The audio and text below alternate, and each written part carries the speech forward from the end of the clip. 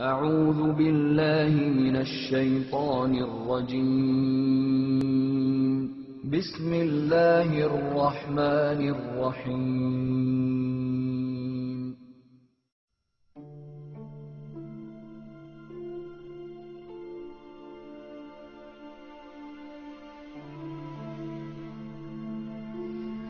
Even the very word music suggests this spiritual dimension. Its etymological root, muse, is the name of the spirit beings, daughters of Zeus, who the ancient Greeks felt were responsible for the inspiration of all art. Over 3,000 years later, this connection between muses, or spirits, and music hasn't just survived, it's thrived. The world of popular music virtually teems with artists who believe they are channelers for spiritual forces, guiding lights to the undiscovered of our subconscious.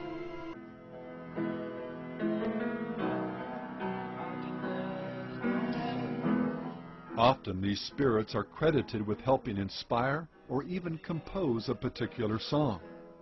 John Lennon, for example, has stated, "When the real music comes to me, it has nothing to do with me, because I'm just a channel. It's given to me, and I transcribe it like a channel."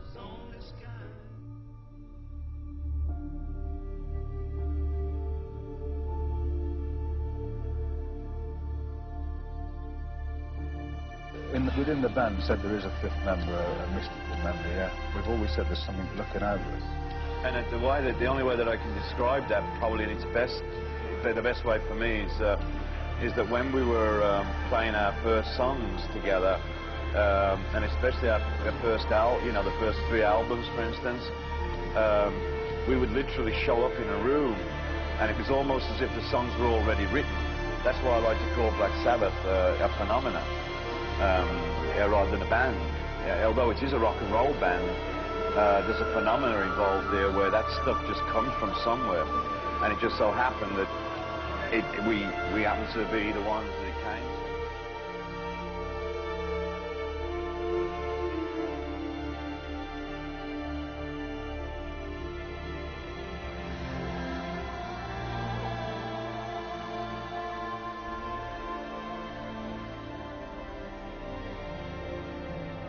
Very aware that when I write a good song, I'm just acting as like a messenger. It comes from a higher source. You know, I'm not so egotistical that I think that I've done this all on my own. I'm very aware that there's a higher source sort of guiding me through this, and I'm just acting as a messenger.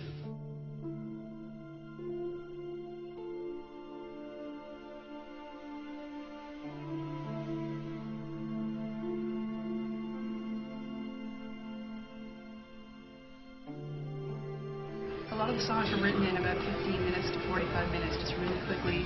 Glenn and I in the room, very stream of consciousness, as though many times we felt as though it was being channeled through us.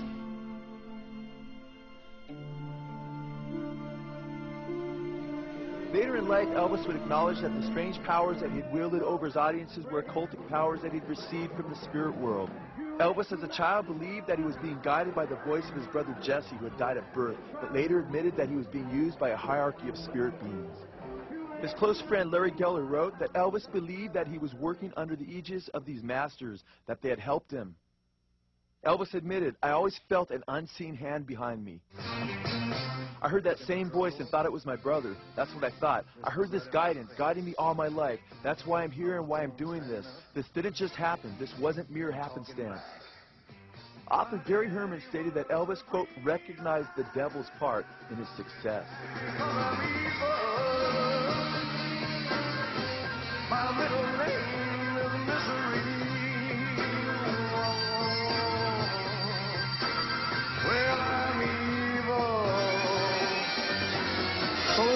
You mess around.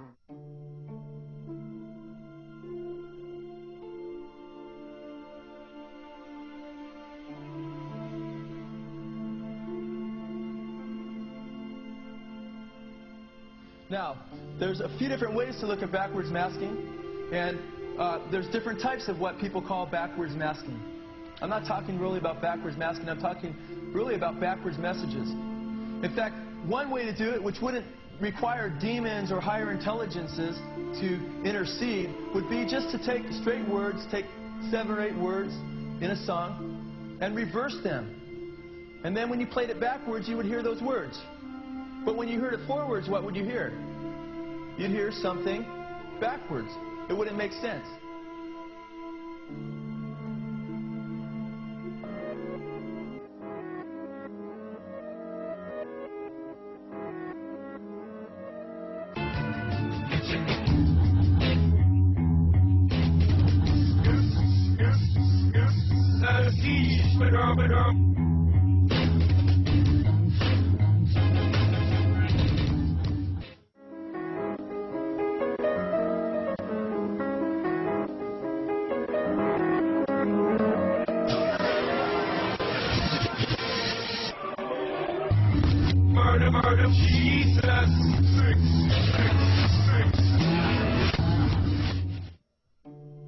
So when people talk about how backwards masking is done in the studio, yeah, that kind of backwards masking is done in the studio.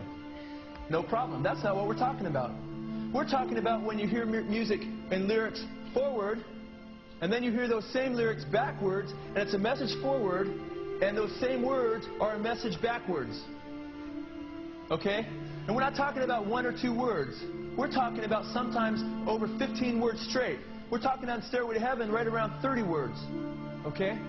And we're not only talking about that, we're talking about a song that wasn't engineered to be heard backwards, but came right from the spirit world automatically.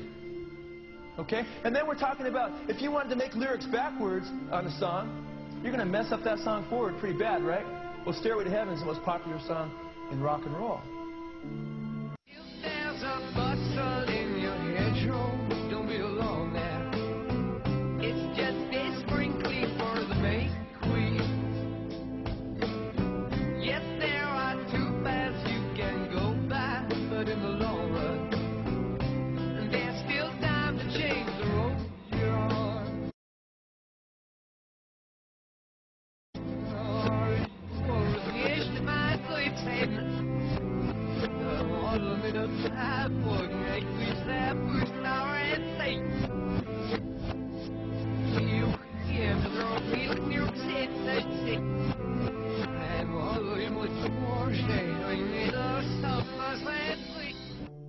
Led Zeppelin's Robert Plant felt that their most popular song, Stairway to Heaven, was given in much the same way.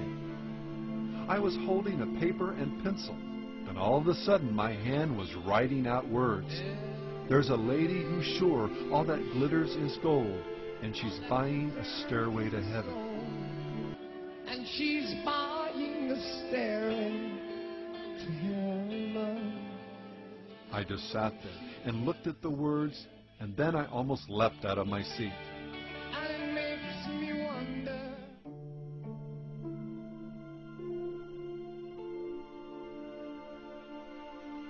Page's fascination with Crowley led many to believe he was into black magic himself. I think he was absolutely fascinated with the man and the knowledge of the will. I don't think, I mean, you know, he owned a lot of manuscripts, and he bought the Inverness Castle. That was also Crowley's. And I think with it, he had purchased a lot of manuscripts. And at one point, he had a bookstore in English, an occult bookstore.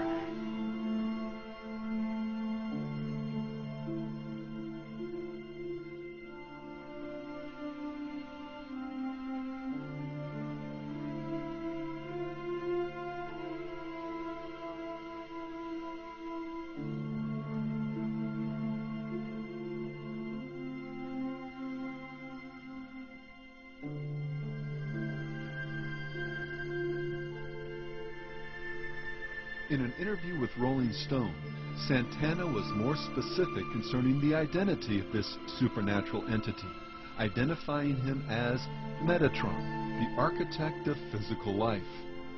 His personal studio, a place he calls church, features candles, the word Metatron spelled out in intricately painted picture letters on the floor, and a yellow legal pad Santana uses to record the spirit's messages when they come to him like a fax machine.